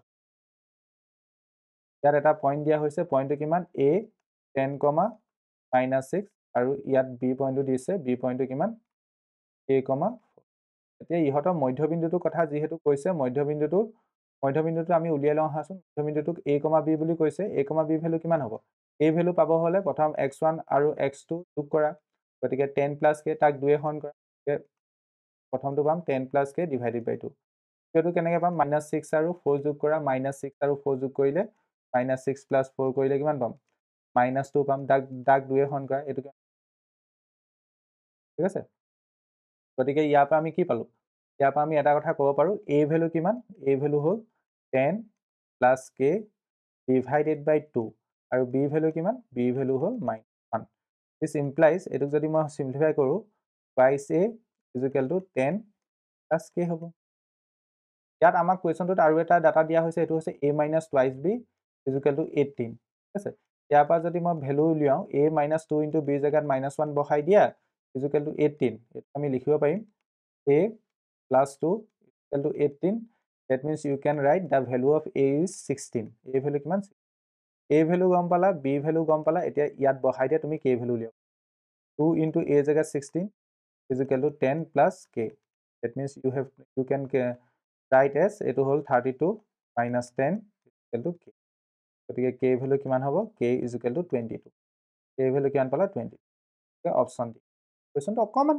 ক্যালকুলেটিভ আছিল বেছি টান নহয় কুৱেশ্যন নম্বৰ 22 ইয়াত কৈছে -4,3 আৰু 2,-6 বিন্দু সংযোগী ৰেখাখণ্ডক x অক্ষ মানে কি x অক্ষৰ ওপৰত থকা যিকোনো এটা বিন্দুৰ কোঅৰ্ডিনেট কি হয় তাত y কোঅৰ্ডিনেটটো 0 হয় ঠিক আছে মানে x অক্ষ মানে কি x অক্ষ মানে তাত বিন্দুবোৰ আকৃতিটো কেনেকুৱা হ'ব মানে আৰ্হিটো কেনেকুৱা হ'ব x, 0 টাইপৰ হ'ব x অক্ষ মানে ঠিক আছে ওকে x অক্ষ বিভক্ত কৰা অনুপাতটো কি হ'ব ওকে দুটা বিন্দু দিছে বিন্দুকিটা কি প্ৰথম বিন্দুটো কৈছে -4,3 আৰু নেক্সট বিন্দুটো কৈছে 2, -6 এই বিন্দু সংযোগী ৰেখাখণ্ডডালক আমাৰ x অক্ষ কিহে কাটিছে x অক্ষ কইলা এডাল x অক্ষ আমি এজিউম কৰিছো এডাল x অক্ষ x ছেদ কৰিছে কিমান অনুপাতত ভাগ কৰিছে এইটো উলিয়াব লাগে এতিয়া এই বিন্দুটোক আমি x, 0 বুলি ক'ব পাৰো কি বুলি ক'ব পাৰো x, that means ইয়াত আমি ফৰ্মুলা কোনটো ইউজ কৰিম বিভাজন সূত্ৰ ইউজ কৰিম বিভাজন সূত্ৰ আমি y কোঅৰ্ডিনেটৰ ফৰ্মুলাটো ইউজ কৰিম y কি হ'ব m y2 plus n y1 divided by m plus y value কিমান y ভ্যালু এটো y value 0 is equal to m ৰ ভ্যালু নাজানো m to m ভাগে থাকক y to ভ্যালু কিমান y to value -6 minus plus n into y1 y1 ৰ value 3 divided by m plus n এতিয়া 0 তলৰ 1 টা আছে বুলি ভাবি বৰ্জপন কৰি দিয়া এটো হ'ব m to -6 plus n into 3 is equal to 0 এটো পাবা তুমি -6m plus 5n is equal to 0 তাৰ পাছৰ স্টেপ ইয়াত লিখিছো এটো হ'ব -6m is equal to -5 minus minus cancel গুচি গ'ল তো হ'ব 6m is equal to 5n n to মই এফালে লৈ আনিলো m by n হৈ গ'ল আৰু 6 টো ইফালে পঠিয়াই দিলো পালো m by n is equal to 1 by 2 গতিকে অনুপাতটো কি হ'ব m is to n is equal to 1 is to 2 option next question number 23 যদি 4 tan theta is equal to 3 হয় তেন্তে এই অনুপাত মানে ভ্যালুখিনি কিমান হ'ব okay 4 tan theta is equal to কিমান বুলি কৈছে তোমাক 3 বুলি কৈছে ইয়াবা তুমি tan theta ভ্যালু যদি ক্যালকুলেট কৰা tan theta কিমান পাবা tan theta পাবা তুমি 3 by tan theta পাই গলা বাকিখিনি এতিয়া আমাৰ এতিয়া আমাৰ এক্সপ্ৰেশনটো কিমান দিছে 4 sin theta minus cos theta divided by ইয়াত দিছে 4 sin theta plus cos theta এতিয়া আমি কি কৰিম জানানে এই বস্তুটো হৰ আৰু লব উভয়কে আমি cos theta হৰণ কৰিম হৰ আৰু লব উভয়কে কি হৰণ কৰিম cos theta ঠিক আছে গতিকে ওপৰটো দেখিবলৈ কেনেকুৱা হৈ যাব 4 sin theta divided by cos theta Har আৰু লব উভয়কে আমি cos theta হৰণ কৰিছো divided minus cos theta divided by cos theta যেটো লব হৰণ কৰিলো ঠিক একেদৰে হৰগু কৰিব লাগিব 4 sin theta divided by cos theta plus cos theta divided by cos উপৰটো হৈ গ'ল 4 এটো কিমান হ'ব এটো হ'ব tan theta 4 tan theta minus next to হৈ গ'ল 1 divided by এটো হ'ব 4 tan theta plus 1 এতিয়া 4 to tan theta ভ্যালু কিমান 3 by 4 minus 1 তলত হ'ব 4 into tan theta ভ্যালু কিমান 3 by 4 plus 1 তাৰ পাছৰ ভ্যালুটো কিমান পাম ইয়াত 4 4 কেনসেল যাবগৈ ওপৰত থাকিব 3 minus 1 তলত থাকিব 3 plus 1 গতিকে ওপৰত পালা 2 তলত পালা 4 কটাকটি কৰিলে 1 by 2 পাম এ অপচন কোনটো গায় অপচন সি Question number 24 ABC সমকোণী ত্ৰিভুজৰ C কোণটো সমকোণ হলে A plus B মান কিমান হ'ব এটা সমকোণী ত্ৰিভুজ আছে সমকোণী ত্ৰিভুজ হলেও তাত কোণগিটাৰ যোগফলটো কিমান হ'ব 180 ডিগ্ৰী ইয়াত C ভ্যালুটো কিমান বুলি কৈছে 90 ডিগ্ৰী কাৰণ সমকোণ বুলি কৈছে গতিকে A plus B ভ্যালু কিমান হ'ব 180 minus C মানে 90 degree that 90 degree A plus B value কিমান পালো 90 ডিগ্ৰী এতিয়া sec A plus B value লিয়া secত যদি বস্তুবোৰ ক্যালকুলেট কৰিবলৈ অসুবিধা পায় তেন্তে cosলে কনভাৰ্ট কৰি দিয়া secক কেনেকৈ লিখিব পাব 1 by cos A plus B হ'ব এটোক আমি লিখিব পাৰিম 1 by cos 90 degree 1 by cos 90 ডিগ্ৰীত কিমান দিয়ে cos 90 ডিগ্ৰী আমাক 0 দিয়ে গতিকে 1 by 0 মানে কি সংখ্যাবদ্ধ নহয় not defined কিবা এটা বস্তু যদি তলত 0 আহে হেতু বস্তু আমি সংখ্যাবদ্ধ কৰিব নোৱাৰো ডিফাইন নহয় সংখ্যাবদ্ধ অপচন কোনটো অপচন ডি Question number 25 এটা বৃত্তৰ স্পৰ্শকডাল ডেছৰ মাজে যোৱা ব্যাসাৰ্ধ লম্ব এটা উপবাদ্য আছে এটা বৃত্তৰ স্পৰ্শকডাল স্পৰ্শবিন্দুৰ মাজে যোৱা ব্যাসাৰ্ধ লম্ব point of contact option A Question number 26 দুটা সমান্তৰাল ৰেখাই এটা বৃত্তক A আৰু B বিন্দুত স্পৰ্শ কৰে যদি বৃত্তটো কালি 36 পাই সেন্টিমিটাৰ হয় তেন্তে বৃত্তটো AB মান কিমান হ'ব এটা বৃত্ত আছে এটা সাৰ্কুল আছে দুডাল সমান্তৰাল ৰেখা আছে সমান্তৰাল ৰেখাই বৃত্তটো A আৰু B বিন্দুত স্পৰ্শ কৰিছে Suppose এটো A বিন্দু যদি বৃত্তটো কালি 36 পাই সেন্টিমিটাৰ স্কয়াৰ হয় তেন্তে AB মান কিমান তেবে লাগে A পৰা B লৈকে দূৰত্বটো A পৰা B লৈকে দূৰত্বটো বিচাৰিছা মানে কি এটো অৰিজিন A পৰা B লৈকে দূৰত্ব বিচাৰিছা মানে তুমি D বিচাৰিছা AB D মানে ব্যাস বিচাৰিছা আৰু বুজি পালা এতিয়া ইয়াত চোৱাচোন কালি বৃত্তটো কালি দিয়া হৈছে বৃত্তটো কালি কিমান দিয়া হৈছে 36 পাই চেণ্টিমিটাৰ এতিয়া বৃত্তটোৰ ব্যাসাৰ্ধ যদি আমি স্মল এটা r বুলি ধৰি লওঁ এই বৃত্তটোৰ ব্যাসাৰ্ধ যদি আমি স্মল এটা r বুলি ধৰি লওঁ এই কালিক আমি কি লিখিব পাৰিম পাই r স্কোৱাৰ তেতিয়াহ'লে কি হ'ব 36 পাই হ'ব পাই পাই কেঞ্চেল গুচি গ'ল ইউ কেন ৰাইট পাই r square is equal two 36 যদি r স্কোৱাৰ ইকুৱেল টু 36 হয় r ইজ ইকুৱেল টু কিমান হ'ব 6 হ'ব হয়নে কাৰণ r ইজ ইকুৱেল টু -6 হ'ব নোৱাৰে কাৰণ ব্যাসাৰ্ধ কেতিয়াবা ঋণাত্মক হ'ব পাৰিব নি নোৱাৰে গতিকে r ৰ ভেলু কিমান পালোঁ 6 চেণ্টিমিটাৰ এইটো r ৰ ভেলু এতিয়া আমাক a b ভেলু লাগে a b ভেলু মানে d ভেলু লাগে r যদি 6 হয় d মান কিমান হ'ব d equal to twice r গতিকে 2 ইনটু r ৰ জেগাত 6 গতিকে এইটো হ'ব 12 a b value 12 centimetre option D অকণমান কুৱেশ্যনবোৰ কনচেপচুৱেল হয় পেপাৰখনৰ বাট ভালকৈ যদি ফ'কাছ কৰা ভালকৈ যদি কনচেপ্টখিনি ক্লিয়াৰ আছে তেন্তে নিশ্চয় কুৱেশ্যনবোৰ কৰিব পাৰিবা ঠিক আছে নেক্সট কুৱেশ্যনটোলৈ আগবাঢ়োঁ এতিয়া ইয়াত কৈছে এ বিৰ এটা প্ৰদত্ত ত্ৰিভুজ এ বি চিৰ সদৃশকৈ এটা ত্ৰিভুজ আঁকা যাতে ইয়াৰ বাহুবোৰ ট্ৰাইংগল এ বি চিৰ অনুৰূপ বাহুবোৰ 3/7 গুণ হয় য'ত শীৰ্ষবিন্দু এ বিপৰীত ফালে বি চিৰ লগত এটা সূক্ষ্মকোণ কৰি টনা বি এক্স ৰশ্মি ওপৰত সমদূৰত্বত b1 b2 b3 ... b7ৰে চিহ্নিত কৰাৰ পিছৰ ষ্টেপটো কি হ'ব এইটো অংকনৰ পৰা আহিছে এই এমচিকিউটো ঠিক আছে ইয়াত আমাৰ ত্ৰিভুজ অংকন কৰিব লাগে এটা প্ৰদত্ত ত্ৰিভুজৰ ৰেছপেক্টত আমি ত্ৰিভুজ অংকন কৰিব লাগে গতিকে প্ৰদত্ত ত্ৰিভুজটো ধৰি লোৱা এইটো প্ৰদত্ত ত্ৰিভুজটো এ বি এতিয়া ইয়াৰ ৰেছপেক্টত যিহেতু মানে সদৃশ ত্ৰিভুজ আঁকিব লাগে গতিকে আমি বি লগত বি চিৰ লগত সূক্ষ্মকোণ কৰাকৈ তলৰ ফালে আমি কি কৰিম এডাল ৰশ্মি আঁকিম এডালক আমি বি এক্স বুলি কৈছোঁ কুৱেশ্যনতো বি এক্স বুলি এতিয়া বি এক্স ৰশ্মিৰ ওপৰত আমি এনেকৈ বিন্দুবোৰ ল'ব লাগিব এটা b1 আনটো b2 নেক্সটটো b3 সমান দূৰত্বত নেক্সটটো b4 নেক্সটটো b5 নেক্সটটো কি হ'ব b ঠিক আছে এতিয়া নেক্সট ষ্টেপটো কি কৰিব লাগিব এতিয়া ত্ৰিভুজ অংকনত তোমালোকে শিকিছা ন নেক্সট ষ্টেপ কি কৰিব লাগিব নেক্সট ষ্টেপ আমি b7 ৰ লগত c সংযোগ কৰিব লাগিব নেক্সট ষ্টেপত আমি কি কৰিব লাগিব b7 ৰ লগত c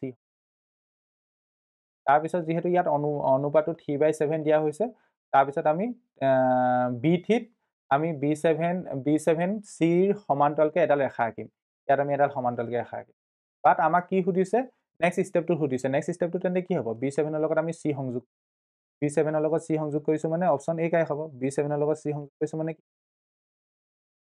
কুৱেশ্যনটো দেখাত ভয়ানক আছিল বাট ভাবিলে একদম ইজি কুৱেশ্যন কুৱেশ্যন নম্বৰ 28 ইয়াত কৈছে অ'কে এই কুৱেশ্যনটোত কৈছে A B equal to 6 centimetre ৰেখাখণ্ডডালক পি বিন্দুৱে এনেভাৱে ভাগ কৰিছে যাতে A P equal to A P divided by A B equal to 2/5 হয় তেন্তে এ বিৰ স্কেল ফেক্টৰ কিমান হ'ব একদম চিম্পুলকৈ ক'ব গ'লে ইয়াত কি সুধিছে জানানে এডাল সৰলৰেখা দিয়া হৈছে কুৱেশ্যনটো হয়তো বহুতে বুজি পোৱা নাই এডাল সৰলৰেখা দিয়া হৈছে সৰলৰেখাডালৰ নাম কৈছে এ বি সৰলৰেখাডালৰ দৈৰ্ঘ্যটো কৈ দিছে 6 চেণ্টিমিটাৰ এ বিৰ দৈৰ্ঘ্যটো কিমান 6 চেণ্টিমিটাৰ এ বি দৈৰ্ঘ্যটো তোমাক কৈ দিছে 6 চেণ্টিমিটাৰ এতিয়া পি বিন্দু এটা আছে পি বিন্দুটোৱে এই সৰলৰেখাডালক বিভক্ত কৰিছে এতিয়া কেনেকৈ বিভক্ত কৰিছে এইটো আমাক লিখি দিছে A P divided by A B এইটো আমাক কৈ দিছে 2/5 এতিয়া কুৱেশ্যনটোত কি সুধিছে এই পি বিন্দুটোৱে এ বি সৰলৰেখাডালক কিমান অনুপাতত বিভক্ত কৰিছে এই পি বিন্দুটোৱে এ বি সৰলৰেখাডালক কিমান অনুপাতত বিভক্ত কৰিছে মানে অনুপাতটো উলিয়াব লাগে মানে তুমি কি উলিয়াব লাগে ইয়াত A P divided by P B উলিয়াব লাগে A P divided by P B এই অনুপাত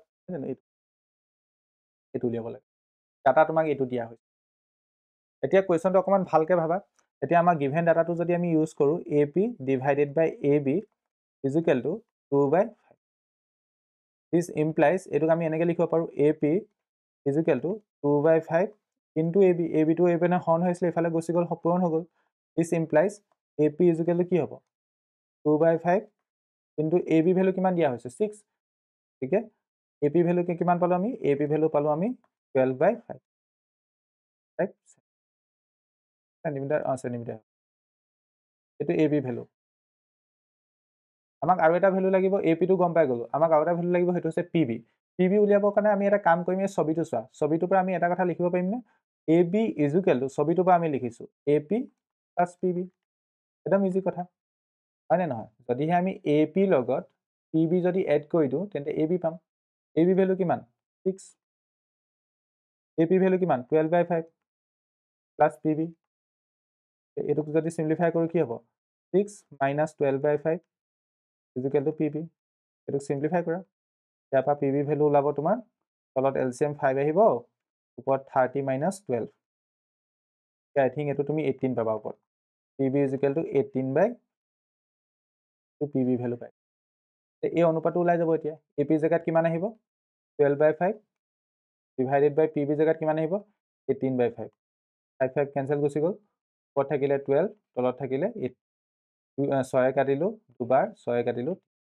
গতিকে অনুপাতটো কি পালোঁ 2 বাই মানে অভাৰ ক'ব গ'লে 2:3 অনুপাতটো কি হ'ব 2:3 বা 2:3 অপশ্যন ডি কুৱেশ্যনটো হয়তো এইটো বহুতে বুজি পোৱা নাছিলে ইয়াত কি উলিয়াব কৈছে পি বিন্দুৱে এ বি ৰেখাখণ্ডক কিমান অনুপাতত ভাগ কৰিছে সেই অনুপাতটো তোমাক কেলকুলেট কৰিব কুৱেশ্যন নম্বৰ 29লৈ আগবাঢ়ো তেন্তে কুৱেশ্যন নম্বৰ 29ত কৈছে আৰ ব্যাসাৰ্ধযুক্ত এটা বৃত্তকলাৰ কেন্দ্ৰীয় কোণ যদি কোণ থিতা হয় তেন্তে বৃত্তকলাটো কালি কিমান হ'ব বৃত্তকলাটো কালি কি হ'ব theta by 360 into pi r square গতিকে তুমি এনেকৈও লিখিব পাৰা pi r square theta divided by you can say that option এটো কাৰেক্ট একেদৰে ওপৰতলে যদি তুমি 2 এটা মাল্টিপ্লাই কৰি দিয়া ইয়াত যদি ওপৰতলে 2 এটা মাল্টিপ্লাই কৰি দিয়া ওপৰত আহিব 2 পাই আৰ স্কোৱাৰ থিতা ডিভাইডেড বাই তলত যিহেতু 2 মাল্টিপ্লাই কৰিছে এইটো 720 ডিগ্ৰী গতিকে এইটো আমাৰ কাৰেক্ট হ'ব গতিকে ক'ব পাৰোঁ এ কাৰেক্ট হ'ব আৰু থ্ৰী কাৰেক্ট হ'ব অপশ্যন বি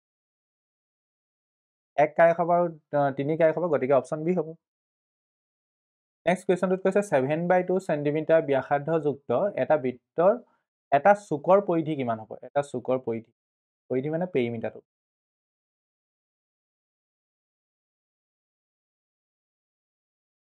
ইয়াত এটা চুক কনচিডাৰ কৰে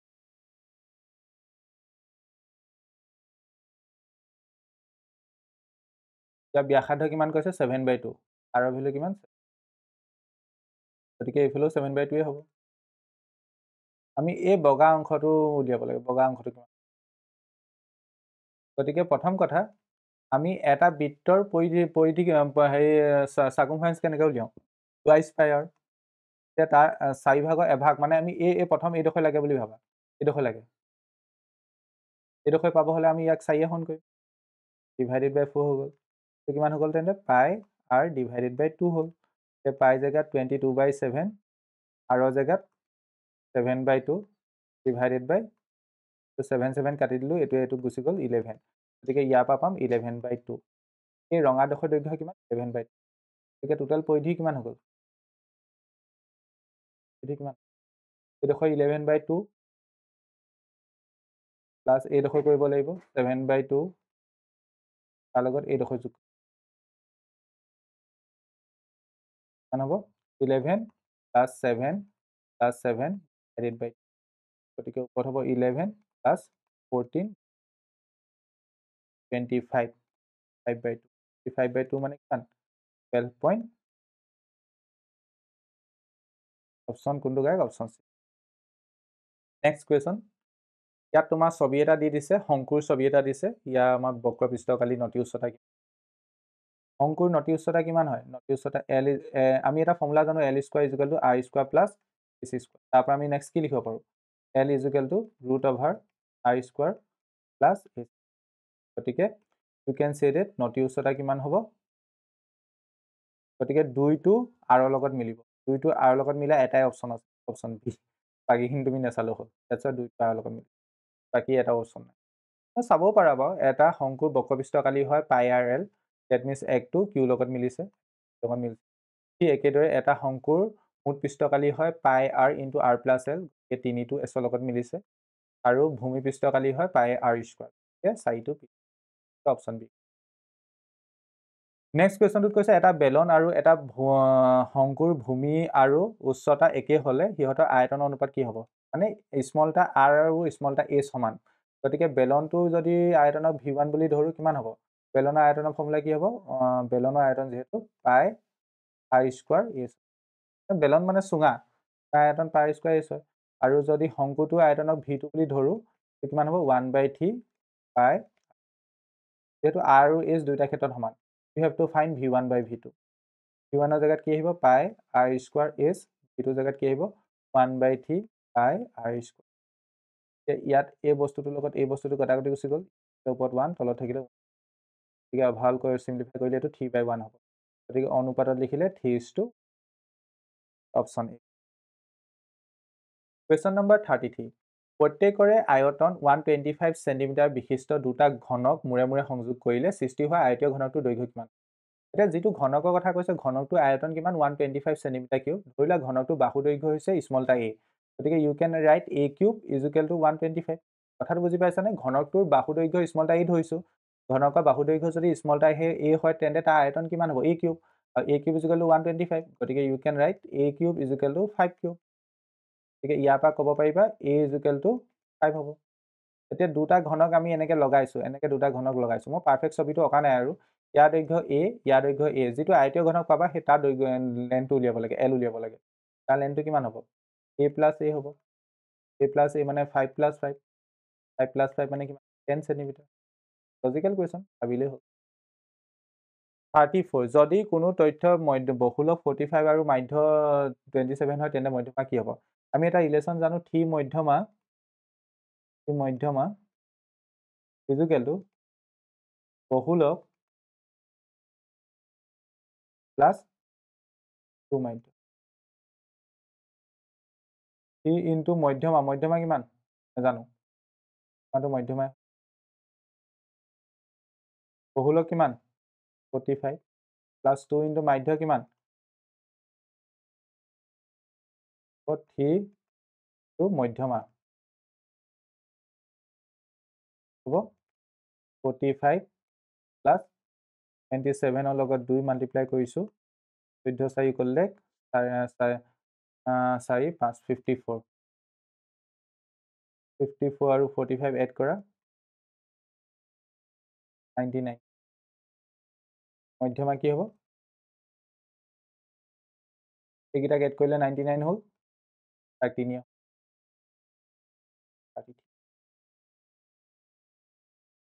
কুৱেশ্যন নম্বৰ 35। প্ৰদত্ত তথ্য বহুলক কি? চবতকৈ বেছি কোনটো আহিছে? 4 এবাৰ আহিছে, দুবাৰ আহিছে, 3বাৰ আহিছে, 4বাৰ আহিছে। 4টো সেইকেইটা 3টো এবাৰ আহিছে, দুবাৰ আহিছে, দুবাৰ আহিছে। সেইকেইটা 5টো এবাৰ আহিছে, এবাৰ আহিছে, 2টো এবাৰ আহিছে, 6টো এবাৰ আহিছে। বহুলক কি হ'ব? 4 হ'ব, কাৰণ 4টো বেছি আহিছে চব। নেক্সট কুৱেশ্যনটোত কৈছে 5টা সংখ্যাৰ মাধ্য 10। 5টা সংখ্যাৰ মাধ্য 10 বুলি কৈছে, তেন্তে ইয়াৰ পৰা লিখিব পাৰা সংখ্যাকেইটা ধৰি লোৱা x1, x3, x4, x5। গতিকে মাধ্য কি হ'ব? 10 বুলি কৈছে, you can write x1 plus x2 plus x3 plus x4 plus x5। মানে সংখ্যাকেইটাক যোগ কৰিলোঁ, মাধ্য উলিয়াইছোঁ আৰু ডিভাইডেড বাই আমি যদি 5 কৰোঁ, ইকুৱেল আমি 10 পাম। কুৱেশ্যনটোত দিয়া আছে। কুৱেশ্যনটোত কি কৈছে? দিয়া আছে। যদি প্ৰত্যেকটো সংখ্যাৰ মান 3কৈ হ্ৰাস কৰা হয়, 5টা সংখ্যা আমি কনচিডাৰ কৰিছিলোঁ, প্ৰথমটো x1, দ্বিতীয়টো x2, তৃতীয়টো x3 তেনেকৈ কনচিডাৰ কৰিছিলোঁ। প্ৰত্যেকৰ পৰা আমি 3 যদি ছাবট্ৰেক্ট কৰোঁ, গতিকে প্ৰথম সংখ্যাটো কিমান হৈ যাব? x1 -3 হ'ব। দ্বিতীয় সংখ্যাটো কি হ'ব? x2 -3 হ'ব। নেক্সট সংখ্যাটো কি হ'ব? x3 -3 হ'ব। নেক্সট সংখ্যাটো কি হ'ব? x4 -3 হ'ব। নেক্সট সংখ্যাটো কি হ'ব? x5 -3 হ'ব। ডিভাইডেড বাই মাধ্য উলিয়াব লাগে এইখিনি। এই হ্ৰাস কৰি পেলাই আমি মাধ্য উলিয়াব লাগে নতুন সংখ্যাকেইটাৰ। গতিকে 5 হৰণ কৰিম, কাৰণ সংখ্যা 5টাই আছে। আমি প্ৰত্যেকটো সংখ্যাৰ পৰা 3 ছাবট্ৰেক্টহে কৰিছোঁ, বাট সংখ্যাটোতো 5টাই আছে। ইজুকেলটো কিমান হ'ব আমি ক'ব লাগে। এইটোক আমি এনেকৈ লিখিব পাৰিম, x1, x2, x3, x4, x5। এইকেইটাক যদি একেলগে লিখোঁ, x1 plus x2 plus x3 plus x4 plus x5। 3 ইয়াত এটা আছে, ইয়াত এটা আছে, ইয়াত এটা আছে, ইয়াত এটা আছে, ইয়াত এটা আছে। ডেট মিনছ অভাৰ ক'ব পৰা 5টা 3 আছে, 5 × 3 ডিভাইডেড বাই তলত 5 আছিলে, ডিভাইডেড বাই তলত কি আছিলে? তলত 5 আছিলে। এতিয়া যদি আমি এই বস্তুটোক 5এ হৰণ কৰোঁ, কি পাম? x1 plus x2 plus x3 plus x4 plus x5 divided by 5 minus এইটোক যেতিয়া মই 5এ হৰণ কৰিম, 5 × 3 ডিভাইডেড বাই 5 3 হ'ব। 5 কটাকটি যাবগৈ। এতিয়া এই বস্তুখিনি কিমান দিয়া আছিলে? এই বস্তুখিনি 10 দিয়া আছিলে। গতিকে অভাৰ আনচাৰ কিমান পাম? 10 - 3, 10 - 3 কৰিলে 7 পাম। বা তোমালোকে এইটো এটা এজ এ ৰিজাল্টো মনত ৰাখিব পাৰা, যদিহে আমাৰ সংখ্যাকেইটাৰ পৰা যদি আমি কিবা এটা বস্তু ছাবট্ৰেক্ট কৰোঁ, প্ৰত্যেকটো সংখ্যাৰ পৰা যদি আমি কিবা এটা ভেলু ছাবট্ৰেক্ট কৰোঁ, তেন্তে মাধ্যটো সিমান পৰিমাণে কমি যাব। ইয়াত যিহেতু প্ৰত্যেকটো সংখ্যাৰ পৰা আমি 3 ছাবট্ৰেক্ট কৰিছোঁ, আগতে যিটো মাধ্য আছিলে তাৰ পৰা 3 কমি যাব। 10ৰ পৰা 3 কমি গ'লে কিমান হ'ব? 7 হ'ব। গতিকে তেনেকৈ ৰিজাল্ট হিচাপেও মনত ৰাখিব পাৰা, বা ৰিজাল্ট হিচাপে মনত ৰাখিলে এনেকৈ কেলকুলেশ্যনো কৰিব পাৰা। এইটো এটা ভাল কুৱেশ্যন, গতিকে ভালকৈ চাবা। এনেকুৱা ধৰণৰ কুৱেশ্যন হয়তো বহুতে কৰা নাই, হয়তো বহুতে কৰিছা বা বহুতে কৰা নাই। Next question number 37। ইয়াত কৈছে এটা শিশুৰ এটা লুডুগুটি আছে যাৰ 6খন পিঠিত তলত দেখুৱাৰ দৰে আখৰ ওলায়। প্ৰথম পিঠিখনত A লিখা আছে, দ্বিতীয় পিঠিখনত B, তৃতীয়খনত C, চতুৰ্থখনতো C, নেক্সটখনত D, next আমাক সুধিছে A ওলোৱা সম্ভাৱিতা, আমি গোটেইখিনি লিখি লওঁ। আমাৰ A ওলোৱা সম্ভাৱিতা কি হ'ব? P of A বুলি কৈছোঁ, সেইটো কিমান হ'ব? A কেইটা আছে? এটাই আছে, গতিকে 1/6 হ'ব। B ওলোৱা সম্ভাৱিতা কি হ'ব? P of B বুলি কৈছোঁ, B কেইটা আছে? B দুটা আছে, গতিকে 2/6 হ'ব। 2/6 মানে 1/3 হ'ব। P of C কিমান হ'ব? C ওলোৱা সম্ভাৱিতা কিমান? Cও দুটা আছে, 2/6, that means 1/3। আৰু P of D কিমান হ'ব? D কেইটা আছে? এটা, 1/, গতিকে ইয়াত আমাক কি কৈছে? A পোৱাৰ সম্ভাৱিতা 1/6 বুলি কৈছে। A পোৱাৰ সম্ভাৱিতা 1/6, that means এইটো শুদ্ধ। B পোৱাৰ সম্ভাৱিতা 1/6 বুলি কৈছে, এইটো অশুদ্ধ, কাৰণ B পোৱাৰ সম্ভাৱিতা 2/6। C পোৱাৰ সম্ভাৱিতা 2/3 বুলি কৈছে, এইটো অশুদ্ধ, কাৰণ C পোৱাৰ সম্ভাৱিতা 1/3, not 2/3। নেক্সট D পোৱাৰ সম্ভাৱিতা 1/6 বুলি কৈছে, এইটো। গতিকে কোনটো শুদ্ধ? এক শুদ্ধ আৰু 4 শুদ্ধ। এক শুদ্ধ আৰু 4 শুদ্ধ, অপশ্যন A। নেক্সট কুৱেশ্যনটোত কৈছে ভালদৰে মিহলোৱা 52খন কাঠ থকা এযোৰ কাঠপাতৰ পৰা এটা কাঠ টানি লোৱা হ'ল। টানি লোৱা পাতখন মুখ কাঠ হোৱাৰ সম্ভাৱিতা কিমান হ'ব? মুখ কাঠ কেইখন থাকে? টোটেল কাঠপাতৰ পেকেটত 12খন থাকে। প্ৰত্যেকটো ভাগত 3খনকৈ থাকে, গতিকে 4টা ভাগ থাকে যিহেতু 3 4 গুণ 12, 12খন থাকে। ওপৰত আহিব 12, আৰু টোটেল কাঠ কেইখন? 52খন, 52। গতিকে এইটো আনচাৰ কি পাবা? 12ক আমি 52ৱে হৰণ কৰিম। এইটো যদি কটাকটি কৰোঁ, ওপৰটোক 3য়ে কাটিলে 4য়ে কাটিলে 3 বাৰ যাব, তলটোক 4য়ে কাটিলে 13 বাৰ যাব। গতিকে ইয়াৰ আনচাৰ হ'ব 3/13, অপশ্যন ডি।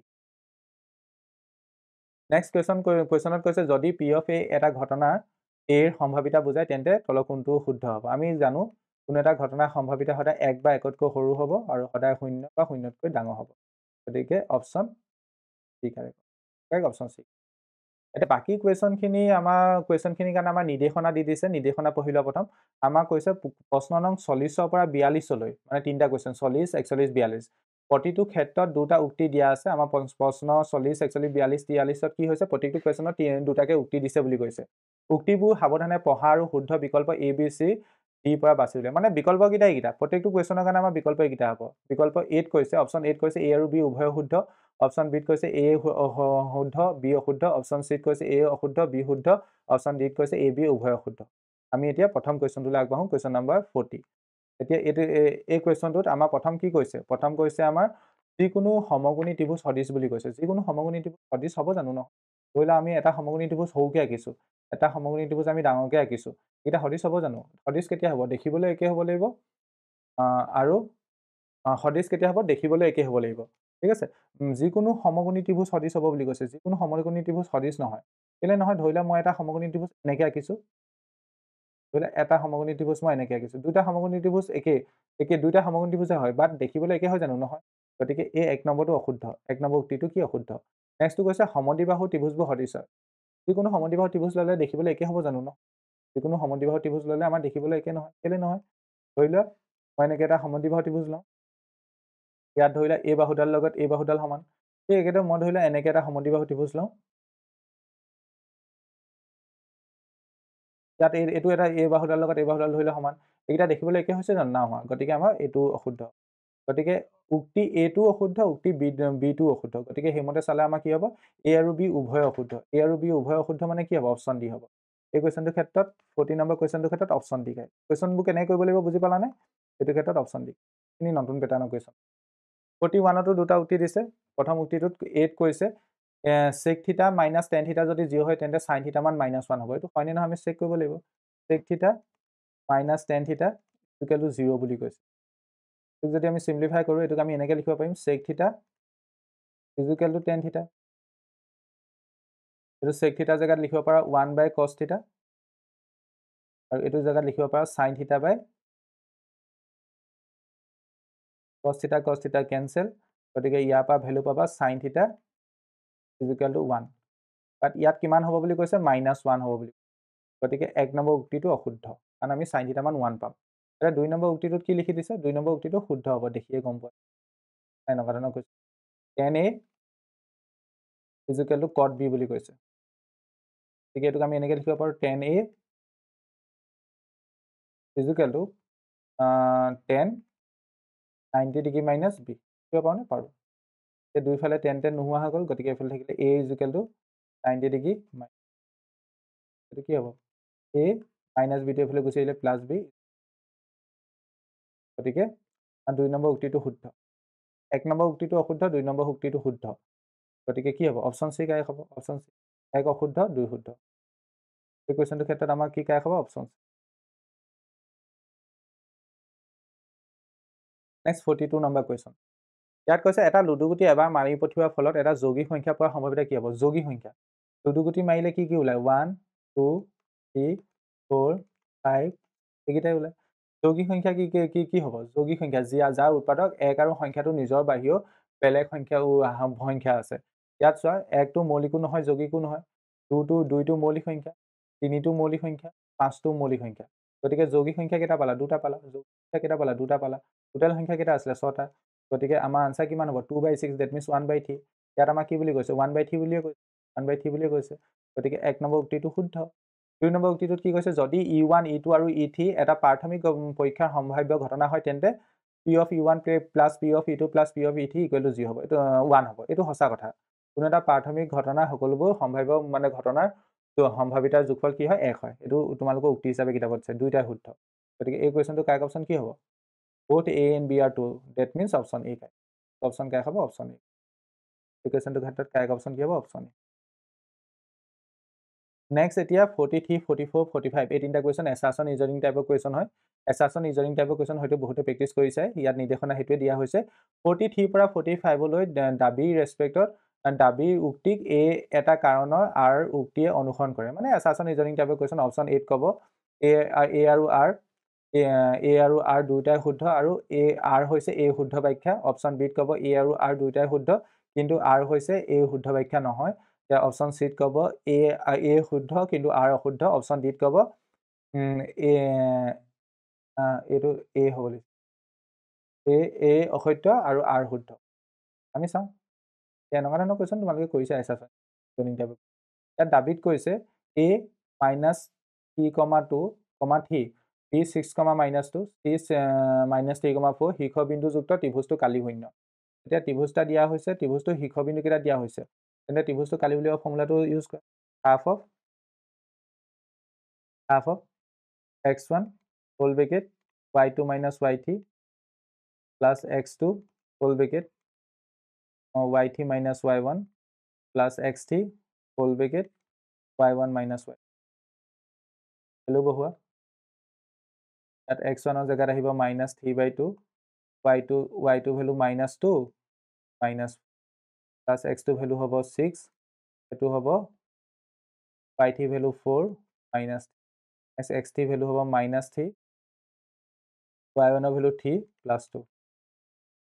তো কিমান পাম? 1/2 to -3/2 কিন্তু এইটো হ'ব -6 প্লাছ এইটো 6 × 1 প্লাছ এইটো -3 to 5।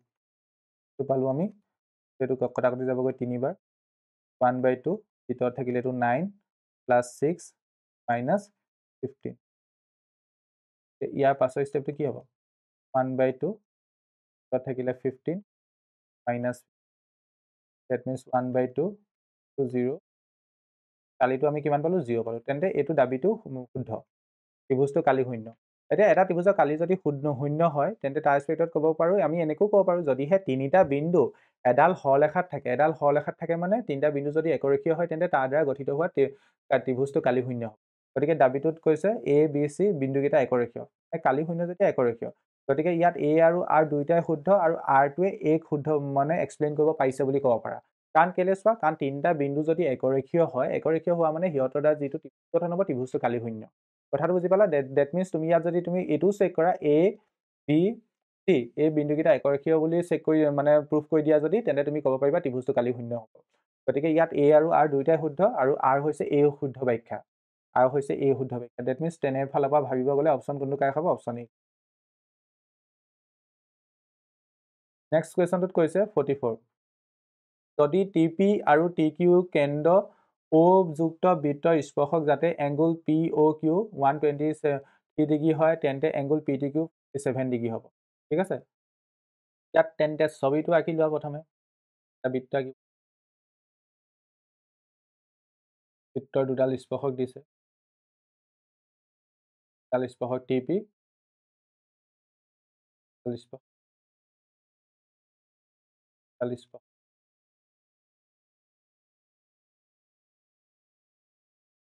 OP হম 90 ডিগ্ৰী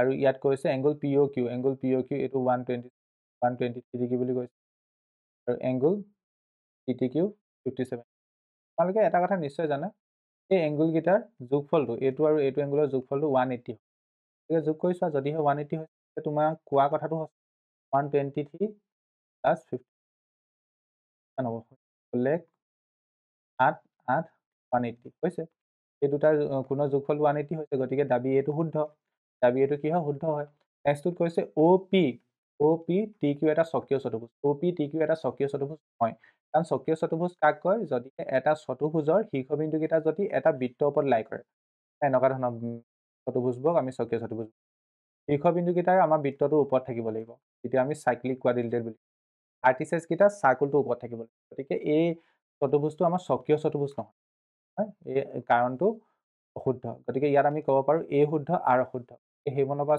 চাব গ'লে অপশ্যন কোনটো কাৰেক্ট হ'ব A সত্য R অসত্য অপশ্যন চি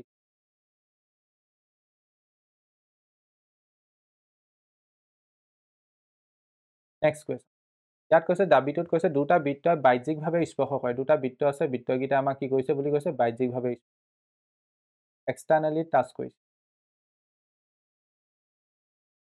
যদি সিহঁতৰ ব্যাসাৰ্ধ 10 চেণ্টিমিটাৰ আৰু 4 চেণ্টিমিটাৰ হয় এটা বৃত্তৰ ব্যাসাৰ্ধ কিমান বুলি কৈছে 10 চেণ্টিমিটাৰ আনটো বৃত্তৰ ব্যাসাৰ্ধ কিমান বুলি কৈছে 4 চেণ্টিমিটাৰ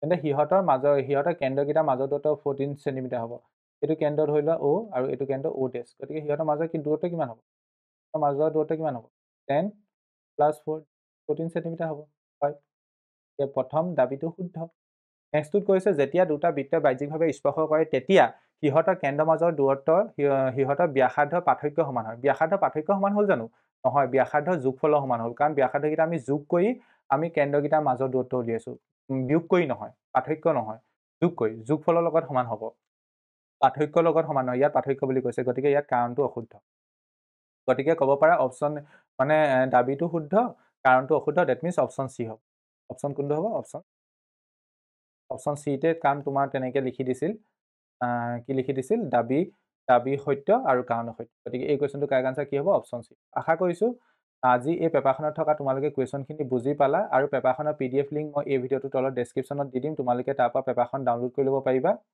হ'লেও মই 45টা কুৱেশ্যনৰ বাহিৰে ছেকশ্যন বিত থকা কুৱেশ্যনখিনি মই তোমালোকক এবাৰ দেখাই দিছোঁ তোমালোকে চাই ল'ব পাৰা হ'লেও তোমালোকে পেপাৰখন ভিডিঅ'টোৰ তলত ডেছক্ৰিপশ্যনত পাই যাবা তাৰ পৰা ডাউনলোড কৰি ল'বা নহয়তো আমাৰ এটা লেচিপ'জ নামে এপ আছে তোমালোকে প্লে ষ্ট'ৰ পৰা সেই এপটো ডাউনলোড কৰি ল'বা নতুবা এই ভিডিঅ'টোৰ তলত ডেছক্ৰিপশ্যনতো এপটোৰ লিংক দিয়া থাকিব তোমালোকে যদি এপটো ডাউনলোড কৰি লোৱা তেন্তে সেই এপটোতে আমাৰ অসমৰ সকলোবোৰ জিলাত সম্পন্ন হৈ যোৱা প্ৰি-ফাইনেল পৰীক্ষাৰ পেপাৰবোৰ তোমালোকে পাই যাবা আৰু এই বৰ্ষৰ পেপাৰবোৰ পাবা আৰু তাত তোমালোকে বিগত বৰ্ষৰ পেপাৰবোৰ পাবা ঠিক একেদৰে হাফ ইয়াৰলি পেপাৰবোৰ পাবা গতিকে তোমালোকক ছাজেষ্ট কৰিম তোমালোকে প্লে ষ্ট'ৰ পৰা আমাৰ লেচিপ'জ এপটো ডাউনলোড কৰি ল'বা আৰু কোনো ধৰণৰ পে'মেণ্ট কৰিব নালাগে ক্লাছ 10 তোমালোকে সেই পেপাৰবোৰ এক্সেছ কৰোঁতে বা তোমালোকে টেষ্ট দিব হ'লে কোনো ধৰণৰ পে'মেণ্ট কৰিব নালাগে জাষ্ট প্লে ষ্ট'ৰ পৰা এই এপটো ডাউনলোড কৰি ল'লেই হ'ল বা তোমালোকে এই ভিডিঅ'টোৰ তলত ডেছক্ৰিপশ্যনতে লিংক পাই তোমালোকক পুনৰ এবাৰ মনত পেলাই দিওঁ তোমালোকৰ জিলাতো যদি পৰীক্ষা সম্পন্ন হৈছে বা অতি সোনকালে সম্পন্ন হ'বলৈ গৈ আছে তেন্তে আমালৈ গণিত আৰু বিজ্ঞানৰ প্ৰশ্ন কাকত দুখন আমাৰ হোৱাটছআপ নম্বৰ 8811069813 PDF আকাৰত প্ৰেৰণ কৰিবা সকলোকে অনুৰোধ কৰিম তোমালোকে PDF আকাৰত প্ৰেৰণ কৰিবা তেতিয়া আমাৰ সুবিধা হয় আৰু তোমালোকে প্ৰেৰণ কৰা PDFৰ আলমত মই এনেদৰে সলিউশ্যন বনাব পাৰিম আজি ভিডিঅ'টো চোৱাৰ বাবে সকলোকে ধন্যবাদ জনাইছোঁ এটা নতুন ভিডিঅ' তোমালোকৰ লগত পুনৰ দেখা থেংক ইউ